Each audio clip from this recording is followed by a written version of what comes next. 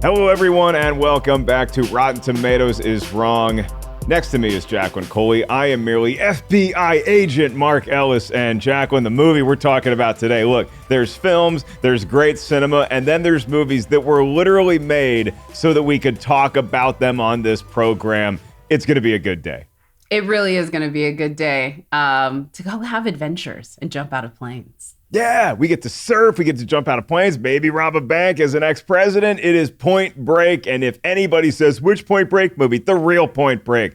1991's classic Catherine Bigelow directed Keanu Reeves and Patrick Swayze starring action film that does so much more than just action. It is 69%, which is a fitting number for one of the Bill and Ted cast members to be in a movie that is 69% fresh on the Tomatometer. That might surprise some people, not me.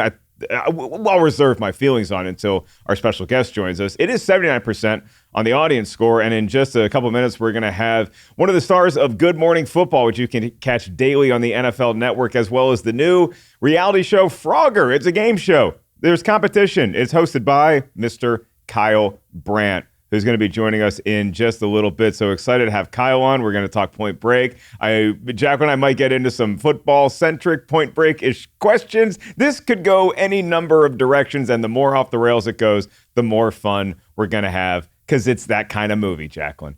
This is that kind of movie. And honestly, it's fresh, so we shouldn't be too upset about it. But I'm surprised that Academy Award-winning actress Catherine Bigelow did not get her due when this film hit theaters, and it was not as beloved as it should be, because it is a classic.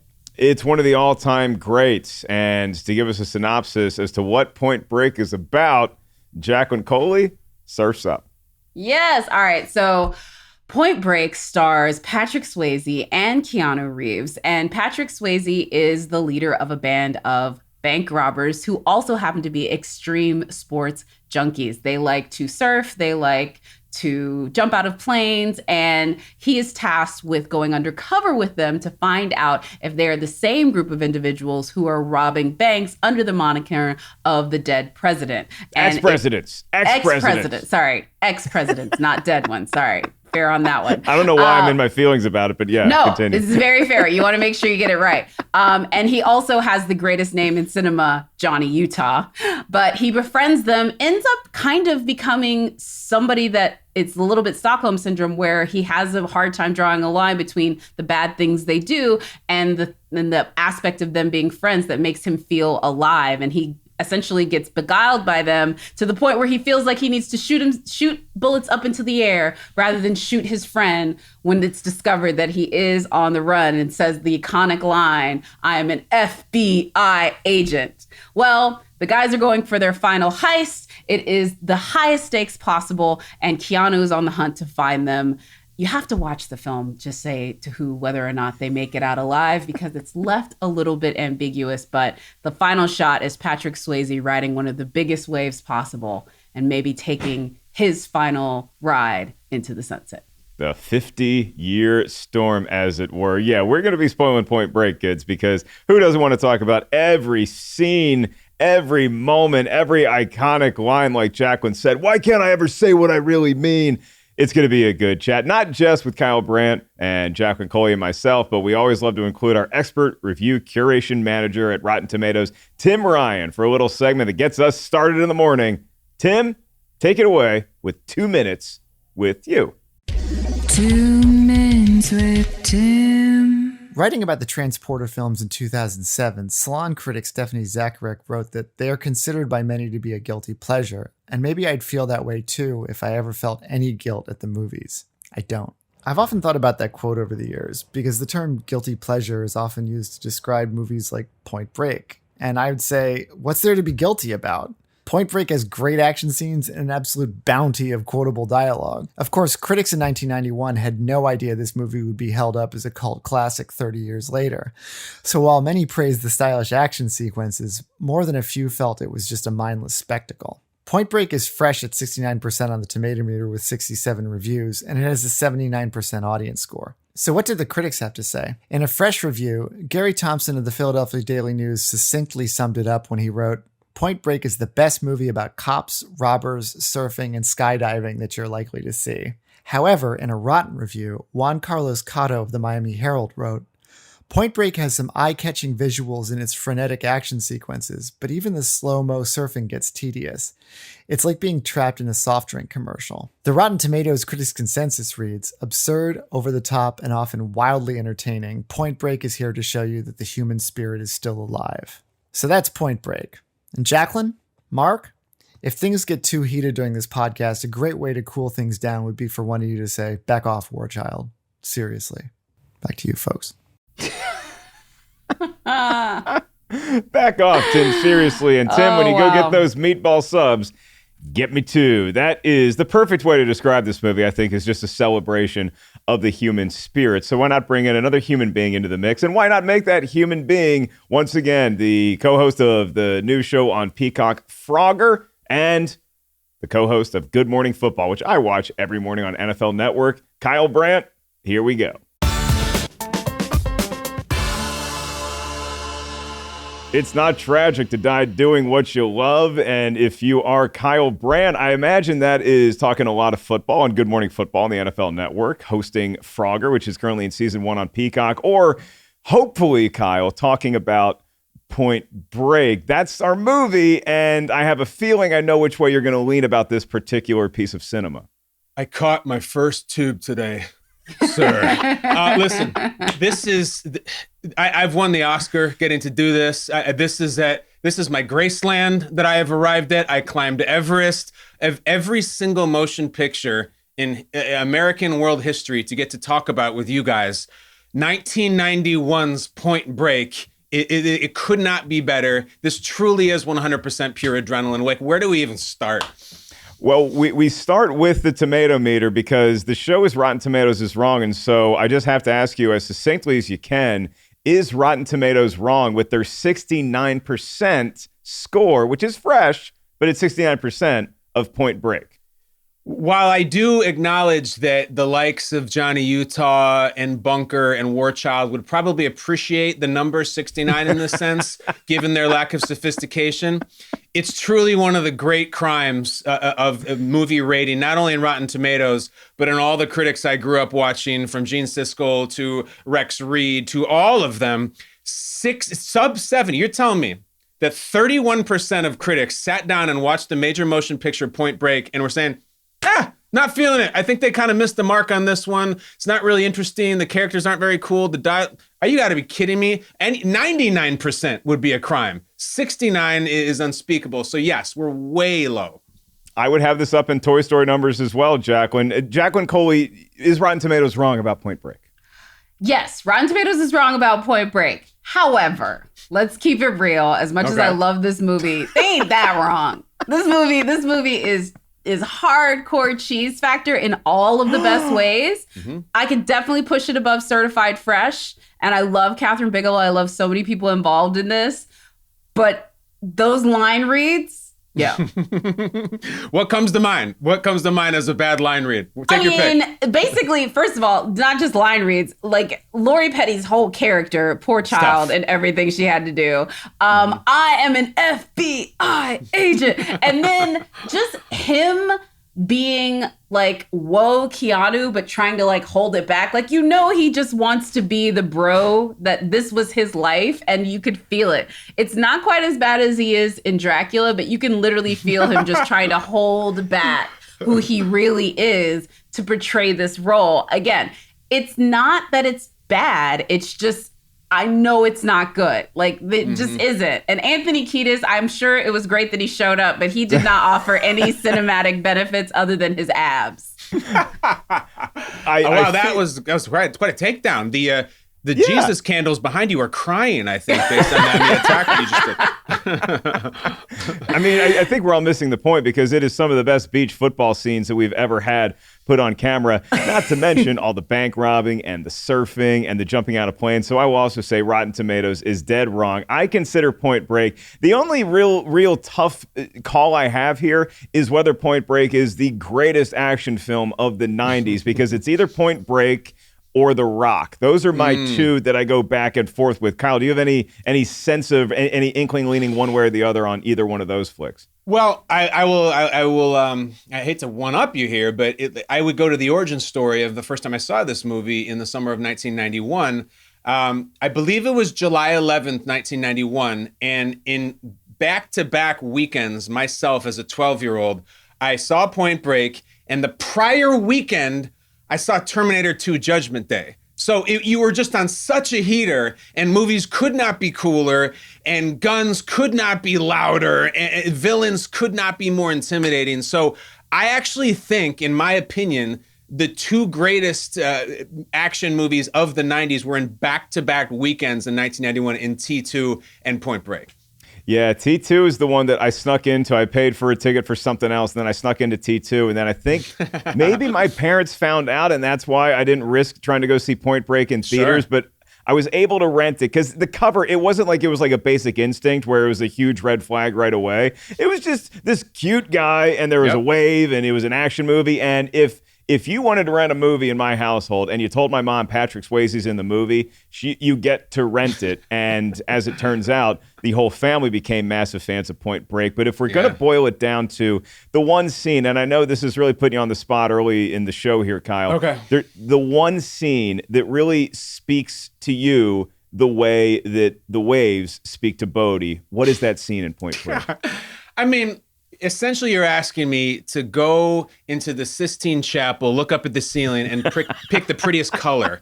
And what am I supposed? All right, and I'm going to go back because it's a small scene. It's not like the big showdown. Look, the skydiving is a beautiful scene, and the music is incredible.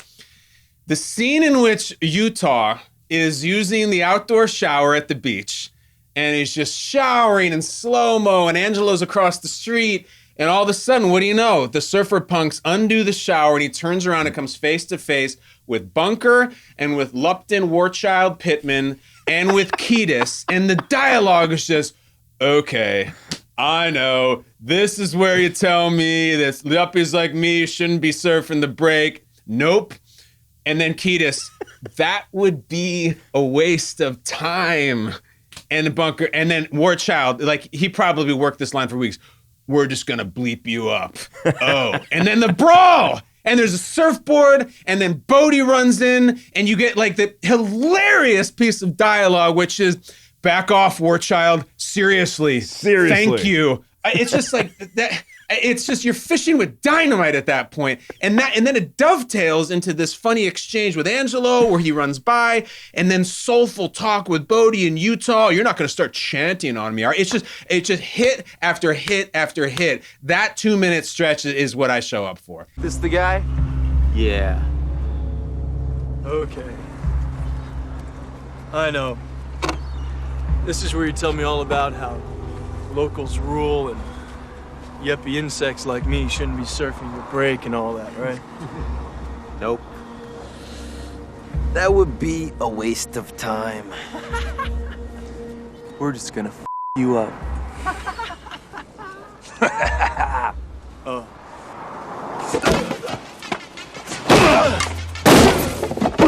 Jacqueline, not only is Kyle Brandt, clearly he's seen the movie a couple times since that inaugural effort in the theater. He sounds like he could compete in a movie trivia schmodown just based around Seriously, Point absolutely. Break. So I'm going to make you follow that thunder with your lightning as Jacqueline Coley's favorite scene in Point Break. It's pretty tough to top the scene where Angelo thought a kid stole his car stereo.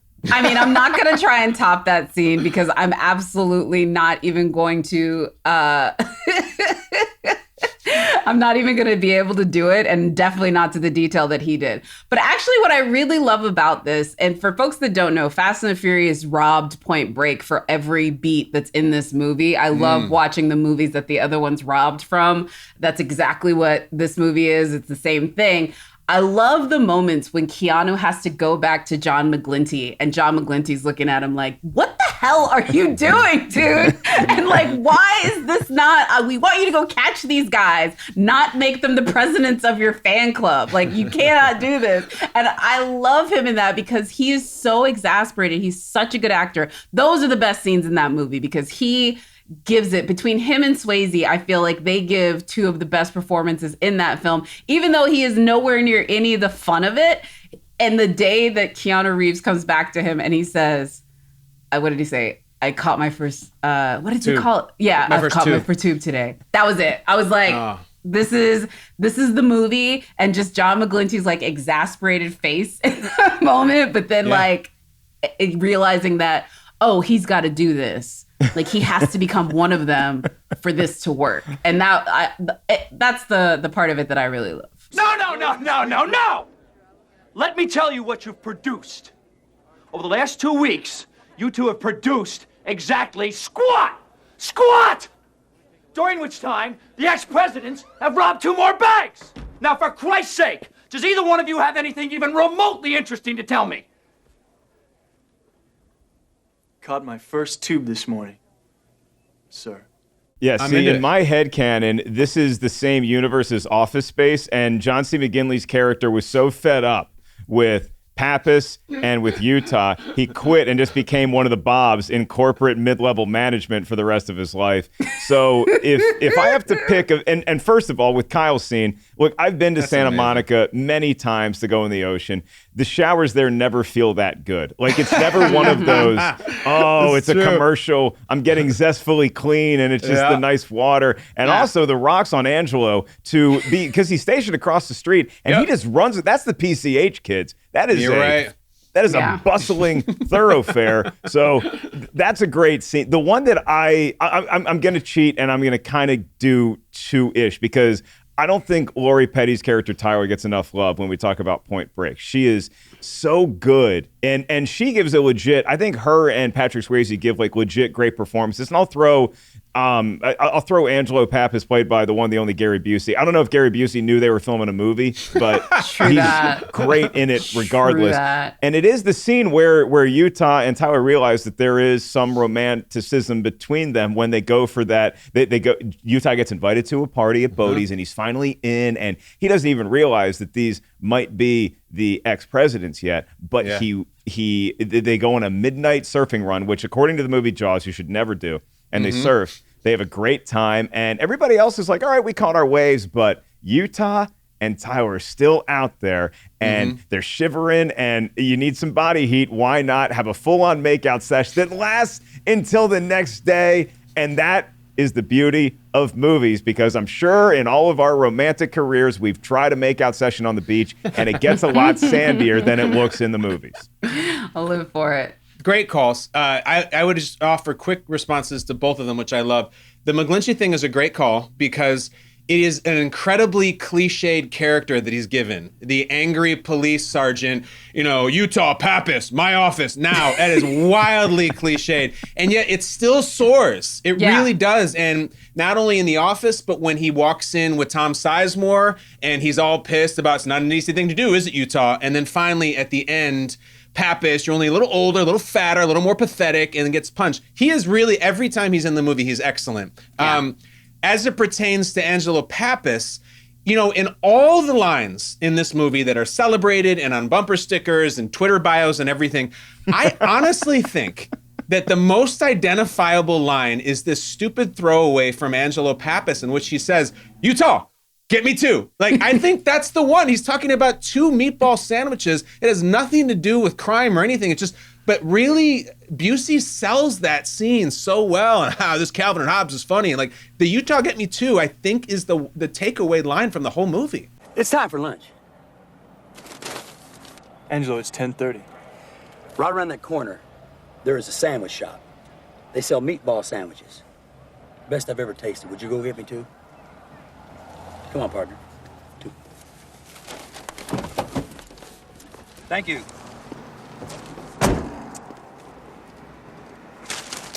Utah, get me 2. That's the scene that made me and my brother want to become cops, not because we wanted to fight crime, but because we just wanted to sit in cars and eat food. And that's what a stakeout looked like. But that scene actually is a great one to highlight because, Jacqueline, I feel like that's one of the many scenes in this movie that shows what a great director Catherine Bigelow is. Yeah. Even if it's not this out of this world skydiving or surfing sequence, because we pull back with the camera, and while Angelo's reading Calvin and Hobbes and Utah's ordering the sandwiches and the lemonades, we see the ex-presidents pull up and they run in and they run out. We see how efficient they are, and we see how even good-ish FBI agents could miss it. It's a really fun thing to check out just how quickly it all goes down. Yeah. I also think, too, I mean, Kyle, I feel we're definitely stepping into the layer of a Point Break aficionado. Like, seriously, if you just want to be like the phone a friend for any Point Break questions I got you.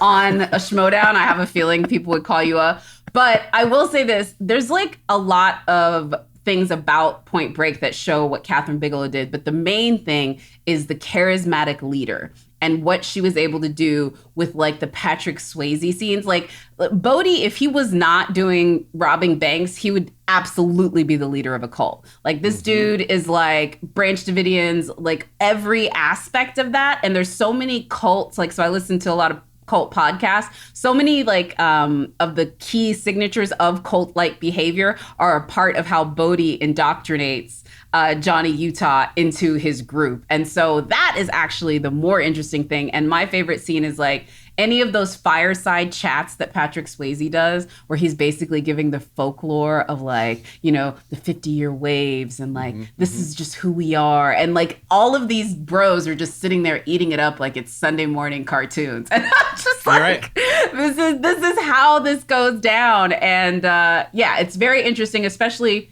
nowadays as we look at similar people doing similar things like that. But Kyle, what about you? Do you have another scene that you like particularly? Well, I'm fascinated by your cult take. Like it's an almost like a David Koreshian type charisma that he has, because when he starts preaching about that 50-year storm, he's kind of getting warmed up. And then one of his bros is like, yeah, that's kind of a myth. And then Bodhi's like, dead serious. He's like, no, it's real. It's absolutely real. Every 50 years, the planet wants to let us know just how small we really are. And I have to also say, like, do we know for sure that Bodhi is gone and dead? Like, we definitely don't. No, we do not. All we see is it going down a crazy big wave, and the Australian cop saying, we'll get him when he comes back in, and then we're just going to play some rat and roll the credits. Like, we never see him die. I feel like he's still out there somewhere, which makes it even more kind of mystical because of Swayze's demise. That, like, also, where is Bodhi and what world is he in? He is a truly mythical figure. And let's not forget that when Tyler first refers to him, she uses like his full name. She's like the Bodhisattva or what. I don't even know what she says. It's not. Bodhi's like short for something that sounds again like your cult thing, like this religious figure. And I'm if he's in a cult, like I'm sorry, I'm in the cult too. Like I want to join. Yeah. It's not an easy thing to get your friends to rob banks with you, and it's not like it's not like Roach was the one who's like, hey, maybe we should start robbing banks. It's like that was clearly a Bodhisattva idea, and then also along with it, you know, you meet some people surfing, you get ingratiated with them, but we always have people in our lives that remind us of characters that we see in movies, and for me with Bodhi, it was the town coordinator of the Comedy Store when I started working there and got made a regular there was Tommy. And you've probably, if you've been around that club at all, you heard the legends of Tommy, but he had sort of the similar Swayze hair, and he just spoke in these weird mystical tones about stand-up that it didn't necessarily always apply to what was going on, but it was interesting. And he was a captivating figure, regardless of how you feel about him. You know, he did a lot for me early on. Then you sort of look at him as like that wise sage. It's not a father figure. It's not an uncle. It's like a Yoda. It's like they just sit there and they can be very quiet and peaceful. But when it comes to action, they can spring into it without hesitation, which is why Bodhi was such a fan of Johnny Utah, because in Kyle's first scene he highlighted, he says afterwards, like, I saw you had that pit bull instinct, you didn't hesitate. And so Bodhi thought he found himself a kindred spirit, which is why this FBI agent who's infiltrating a ring of surfers, which again, do you need a better log line to sell your movie? Absolutely, it's why I buy that so much. So I had to bring this up, and I wanted to do it at some point. So there were always rumors about a Point Break sequel. Yep. And apparently, according to mythology, this is now me standing up on the fire pit telling you all about the 50-year storm. Yeah, let's go. The sequel is a myth. It's a myth. No, it's real. No, totally real, brah. So in the mid 2000s, some executives were kicking around trying to get a Point Break sequel, and they had preliminary attachments for both Keanu Reeves and Patrick Swayze. As the story goes, there was a script, or at least a treatment of a script that was going around, and they approached Jan de Bont to be the director of it, the guy who did Speed. And so we already have a pretty cool concept going. What made it even more of a sell for me is that they were going after none other than Eddie Van Halen to do the soundtrack for Point Break 2, and we never got it. It's the best movie that never existed. Wow. And that hurts Mark's pride. You don't know this, Kyle, but I need to give you the backstory. Yeah, what do you got? The way you feel about Point Break is the way Mark feels about Van Halen. In fact, whenever there's like a very bad Washington football team loss, I'm just like, which Van Halen track are you queuing up today, sir? Only time I've ever seen this man not the cheesiest individual on this earth was the news when Van Halen's guitarist passed. Like, he literally was like, it was touch and go there for a while, but he's doing great, and I'm glad that he was able to give you that inside scoop. Wow. All right. Well, listen, I'm right there with you. It was my first concert of all time, was on the Carnal Knowledge tour. So like, I get it. I'm into it. And that would have been incredible to have Eddie play and put that soundtrack together. And so am I to take away from that then that in the sequel, what we're saying about Bodhi surviving the wave would have come to fruition? And then is Utah, he ditches the badge at the end, which is a whole nother conversation. Is he back with the FBI, or he's gone rogue? I wonder where they were going with it. I mean, if you want to pitch your sequel, I would love to hear it, because we do all think that Bodhi survived, right? And we do think that Johnny Utah never went back to the FBI, and Johnny Utah probably owns a surf shop somewhere in Australia. Bodhi might own a surf shop in New Zealand, so they could meet up they could lock horns at a random surfing competition where they don't know the other person's going to show up.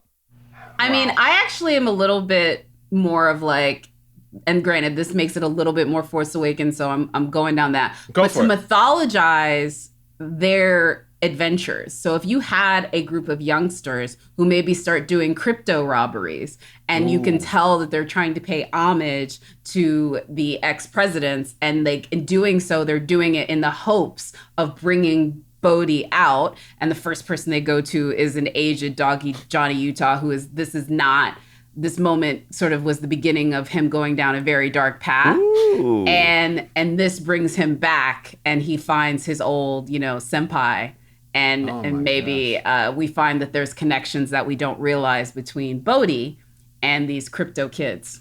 Oh my gosh. And these crypto kids are still paying homage to the ex-presidents, and their screen names are like LBJ all day. And exactly. Like that. Oh my God. Exactly. I'm into that. And then, but what happens is, real life people start coming after him. And that's where you get the action. So like, they robbed the wrong person, and now it's like a race for them not to get killed or, keep up with the Robin Hood act. That's my pitch.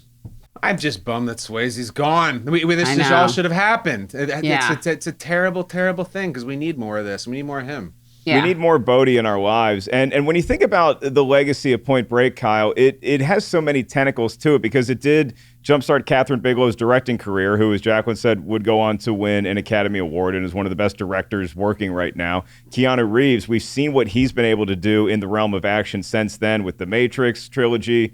As of now, we get a new Matrix coming out soon. Another John Wick in the can that we're working on too.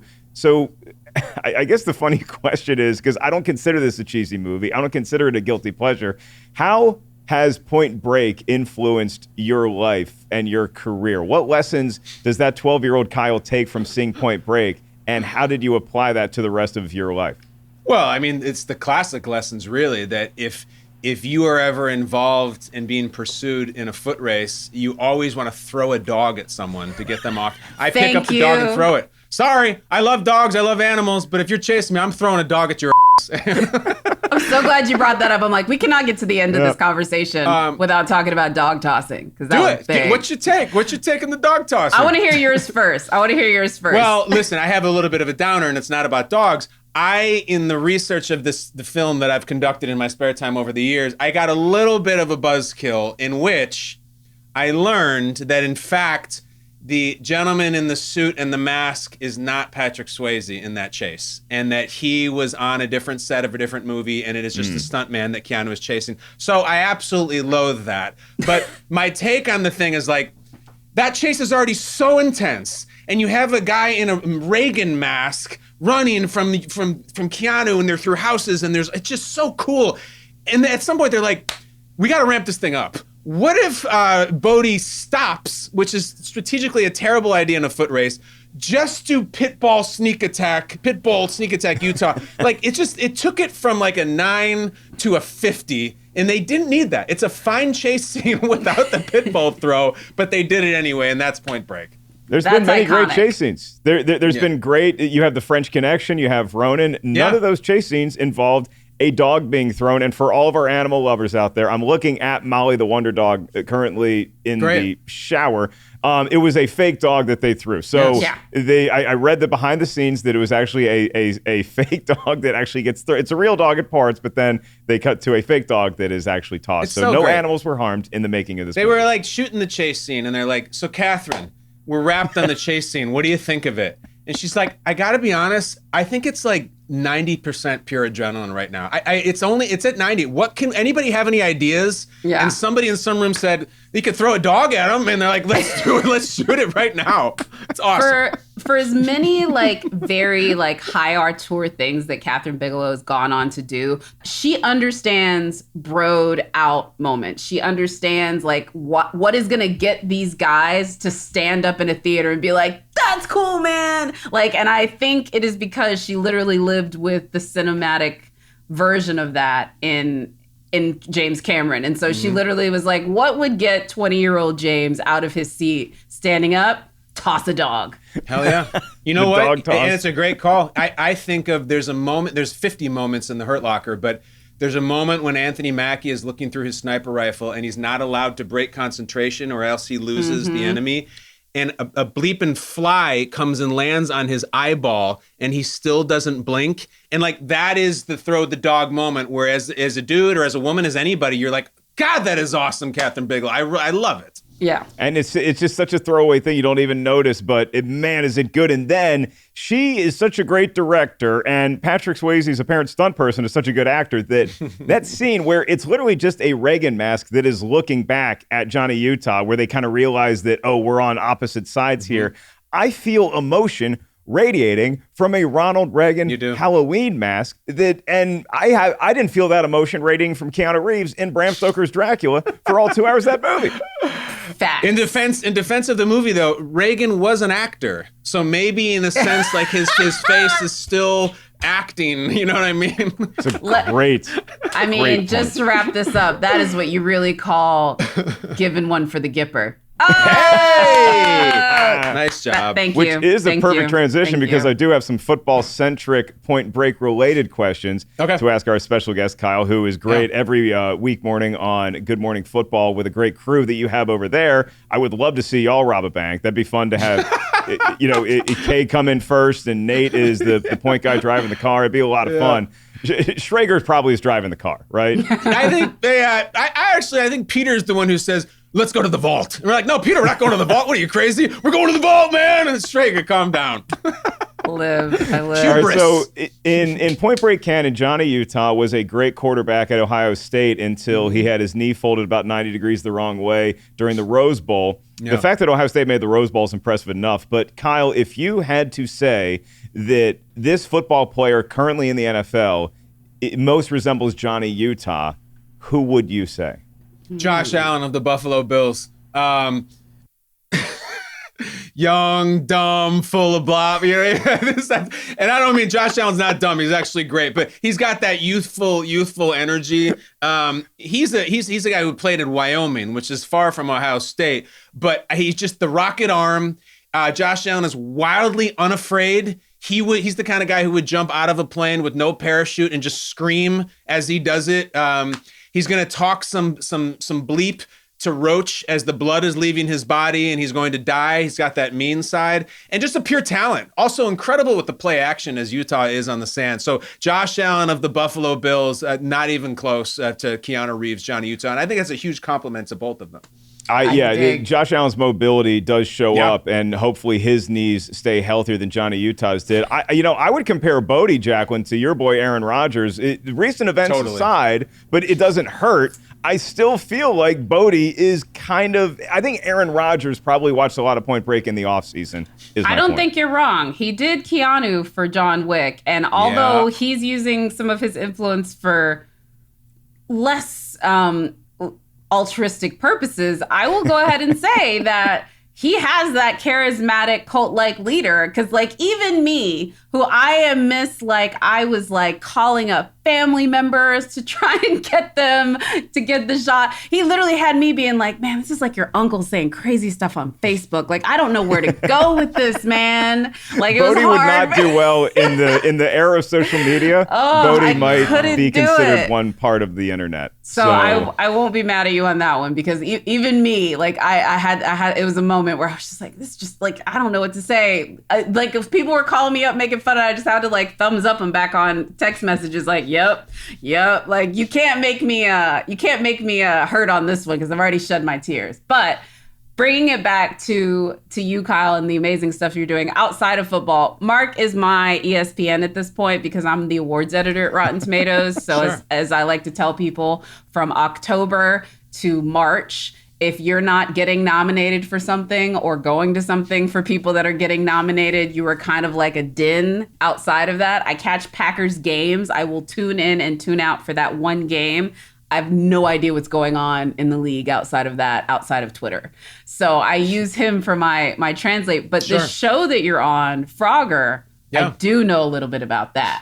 And not just as a Zennial type kid, I'm going to give you a little inside scoop, and this is news to everyone here. They approached me to be on that show. Oh, really? I got a little casting DM about Frogger. Your producers may deny it later, but I still have the evidence. Why didn't you? Were you interested? I'm not going to jump in front of anything.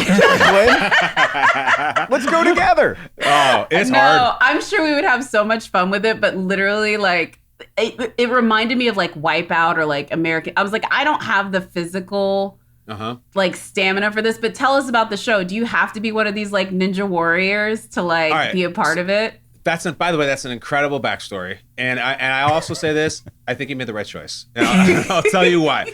So most people watching remember Frogger, the classic arcade game where you got the little frog, you got to jump across the street and on the logs and the alligators and all that stuff.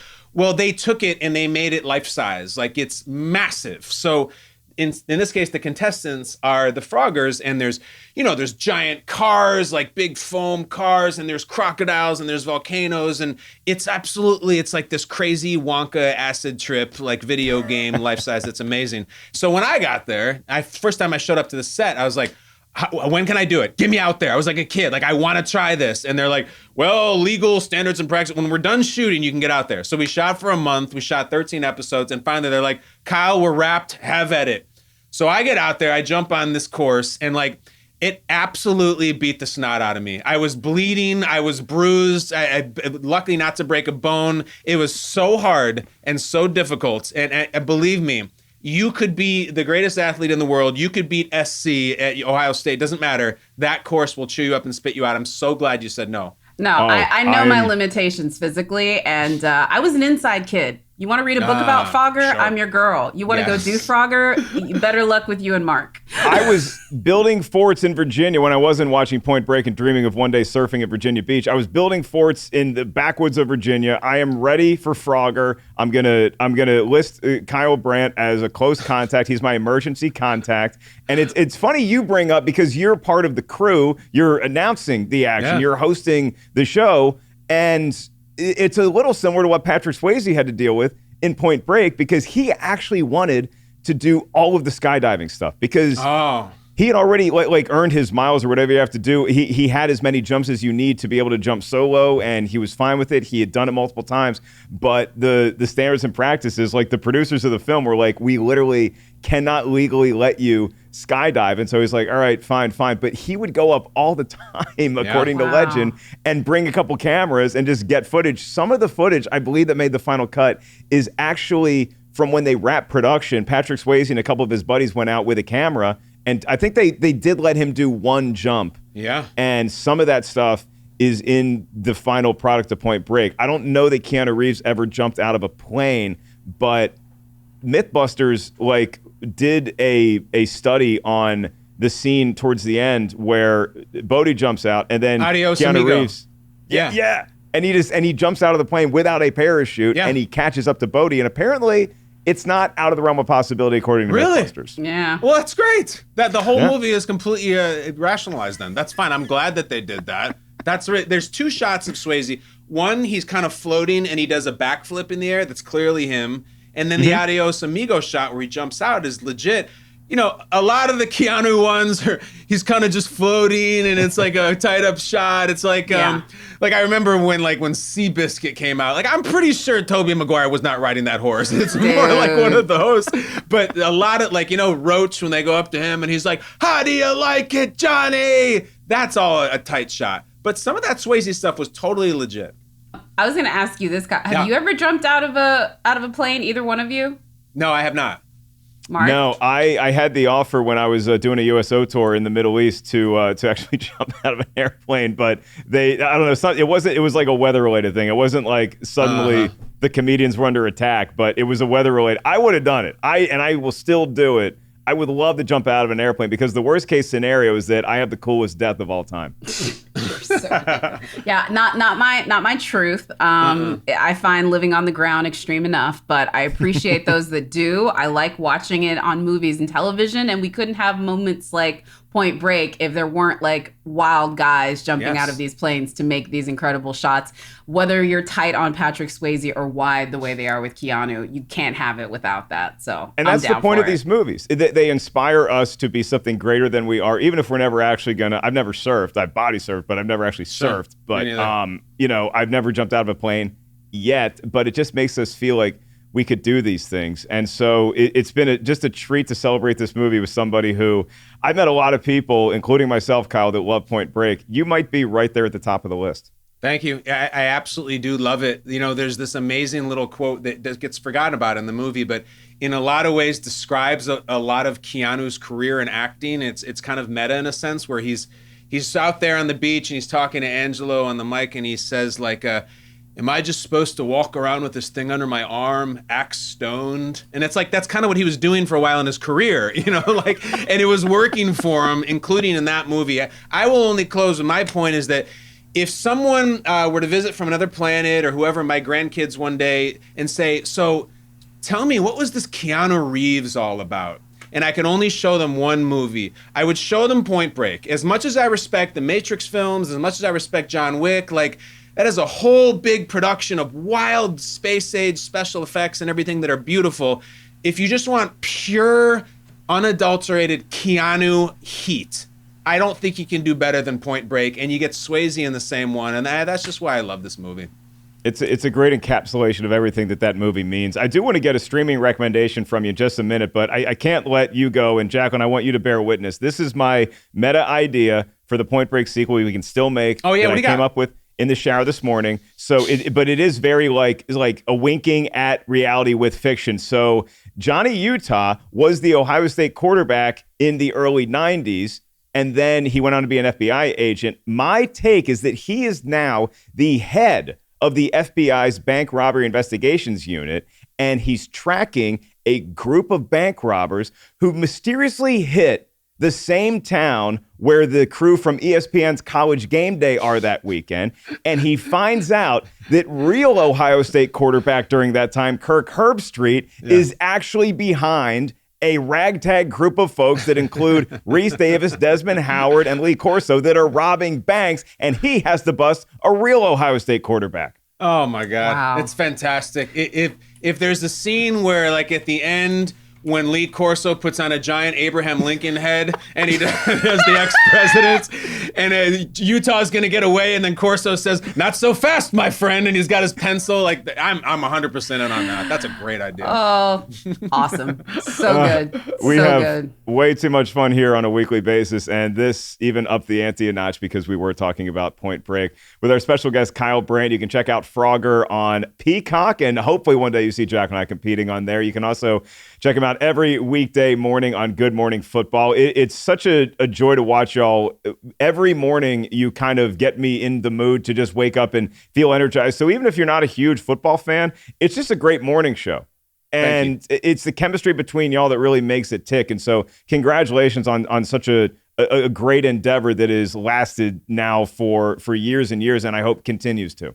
Thank you very much. We've done over 1,300 episodes, and my dad, I think, has watched every single one of them. And he always says, you wake up in the morning, you want to start your day on a positive note. I flip over to those other channels, and these people are screaming at each other, and they just seem so pissed off, and it doesn't even feel like they A, like each other, or B, like sports. So we go over to you guys, and it's like, football, it should be fun. And I feel like that's almost controversial at this point when there's so many other dark things to talk about, but football should be fun, and we try to make it that way. Just not too much fun. I might have to throw a taunting flag on you. Oh! So what is your recommendation? It could be something that's like Point Break. It could be a TV show, a movie, something that you just checked out and you're like, hey, the world needs to know about this. Well, all right. So here's what's going on. I'm doing some classics. I'm doing Curb and Succession, and that's just standard. God, did I like Squid Game. I love that, but the world already knows about that. The one that the world is starting to know a lot about, it's not, let's put it this way. If it was a band, it's not playing open mic night. It's not playing bars. It's playing maybe amphitheaters, but not stadiums yet, is Yellowstone. Yellowstone is so action-packed, and this is one of those where my wife got like 10 episodes ahead of me, and she's like, please watch it. I'm like, I don't have time. And now I'm catching up to her. But it is, there are no filler episodes. There are no filler scenes. It is so turgid with stakes and tension and action. Like it's almost Point Breakian in that sense. And there's not a lot of makeouts on the beach or on the ocean, but I love Yellowstone. It's been really good. I agree with you on Yellowstone. Taylor Sheridan, who wrote Wind River and Sicario, and he's a former cowboy turned author. He is the sort of brainchild behind that, and he's brought all of his indie sentiments to making that film. What's the one? Come Hell or High Water. Oscar-nominated film that's also his. So, very, very good writer. And so, I agree with you on Yellowstone, for sure. Checking out Yellowstone, then, if it works for a Point Break man, it's going to work for all Point Break people around the world. Once again, the show on Peacock is Frogger, and it's just such a fun game show, and it really ups the energy, and it just brings a lot of kinetic enthusiasm to a show that you can put on any time and just get lost in the stunts, and like Point Break, say, oh, I can do that. I can get away with that. So I'm glad you're having a blast on that show as well, my man. It's so fun. It's sports and video games put together, and everybody loves both of those things. And also, like, my kids couldn't give a about the Jaguars or the Chiefs or the Cowboys, but I put on this Frogger show and they don't speak, and they're 8 and 5, and they do not speak. And my 8-year-old son, I could not be more proud of him. I go, wow, look at you, Calvin. You're just riveted. And he goes, no, Daddy, I'm riveted. And I was like, wow, a real wordsmith here. I'm proud of you. Incredible. He just stuck the landing. I know. Final question here. Have the kids seen 1991's Point Break yet? No. They're 5 and 8. I saw it when I was 12, and it was just absolutely perfect. And when they're searching Tyler Ann Endicott's rap sheet, and she says, wow, indecent exposure inside a moving vehicle. Hot, Utah. I was just starting to understand what that meant. And I was 12, right in the hot spot. So when my son is 12, believe me, we will sit down and we'll be in our tuxedos and we'll dim the lighting and have a formal event and watch Point Break. That is exactly the way you introduce a newbie to Point Break. Well, before that happens, come on back to the show anytime you want and join us for another movie celebration. That is Kyle Brandt. You can catch him on Peacock's Frogger and NFL Network's Good Morning Football. Thanks once again, Kyle. It was a pleasure. Guys, it's great to meet you. I love this show. It was a thrill to be here. And vaya con Dios. Yes. Jacqueline, I could do that all day, just talking Point Break, really with anyone, but the fact that Kyle Brandt is just such a great sport and obviously a fan of the flick like we are, it's just a nice community celebration, isn't it? It is. It does feel like it's like Applebee's. Here are your family. And I really think you and I would not do horrible in the new show Frogger, so maybe season 2, we get the call. Maybe we get, again, video game, we're both pretty good at. We'll see how we do in real life. In the meantime, we don't have a mailbag today. Again, I'm pitching a mailbag show, a whole mailbag episode. So keep those emails coming. If you have comments about an episode that you enjoyed, or if you have a movie you want us to talk about that you're itching to see how we feel about, let us know. You can email us rtiswrong@rottentomatoes.com. And when you listen to the podcast, you can just head over to whatever vendor you use. I don't even know what you call these things, platforms. If you're listening to the podcast, they tell you to either rate or review or subscribe. Do that, and then you might get to hear more conversations about movies you love that are definitely not just guilty pleasures with stars you love. So, and Jacqueline and myself, who are famous in our own right. Jacqueline, you're a much bigger deal than I am, so you have the right to tell us what next week's episode is going to be. Can we reveal it? No, man, I think we're past that. You guys know that we're going to be breaking down something cool. We've had too many incredible guests that have been in the mix, and who knows where this is going to land with that. You know, we just had Saffron Burrows on. Today we're talking to Kyle Brandt. We've had people, we've had Harvey Guillen, like the stars that we've been able to accumulate. We really just don't know which ones we want to bring to you next. Tim Blake Nelson, Alan Ruck, guys, it's just going to be a feast to listen to. So tune in. How about that? I like the way you left it. So there's nothing more to say because I'm choking on my own pride because I had such a good time with this episode. So Jacqueline and I and everybody here at Rotten Tomatoes, producer Lucy, Brian Perez, Kyle Brandt, we will see you next week. Vaya con Dios, everybody.